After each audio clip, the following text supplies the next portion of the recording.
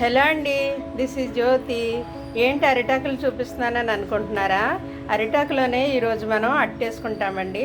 అది ఎలా చేయాలో చూద్దాం ఇప్పుడు.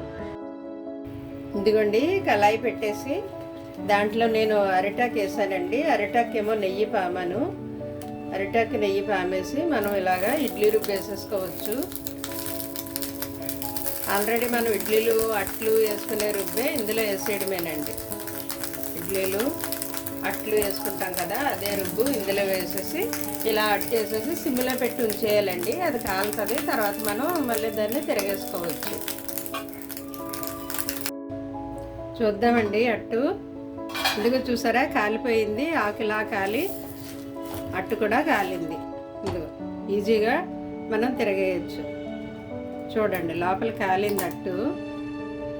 దీన్ని ఇలా తిరగేయడమే మనం. ఓకే, ఈ ఆకు యొక్క రసము ఆ అట్టు పీల్చుకుంటుంది అనమాట. మనకి ఆకులోనే రసం వస్తుంది. ఈ విధంగా ఇది సిమ్లోనే ఉంచాలి. మీరు అర్జెంట్ కావాలని హైలో పెడితే ఆకు మాడిపోయి అట్టు కాలదు, లోపల ఉడకదు. అందువల్ల సిమ్లోనే ఉంచాలి దీన్ని. చూద్దామండి, అట్టు అయిపోయింది లేదో చూద్దాం.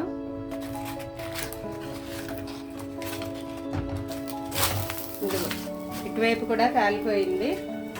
దీన్ని తీసేస్తాను నేను. ఇదిగోండి, కాలిపోయింది చూసారు. ఇటువైపు కాలింది, ఇటువైపు ఆకున్నా కానీ కాలింది. అదేవిధంగా ఇంకో ఆకుతో మనం ఏ విధంగా చేయాలో చూద్దాం. ఇదిగో ఆకు పెట్టేశాను.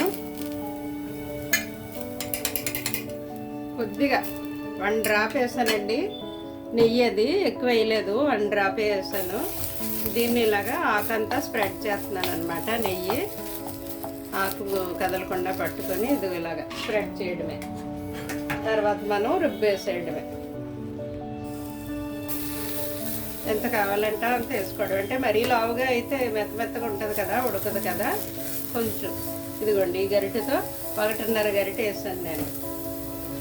అంతే, సిమ్లో ఉంచి లిడ్ పెట్టేయడమే అది అయ్యే వరకు. ఇదిగోండి, అయిపోయింది. ఈ అట్టు కూడా మనం తిరగేద్దాం.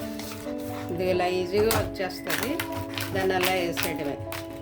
ఓకే, మళ్ళీ ఒక 1 మినిట్ అలా ఉంచేస్తే అయిపోతుందండి సిమ్లో. చూద్దామండి, మన అట్టు అయిపోయిందేమో. తిరగేద్దాం.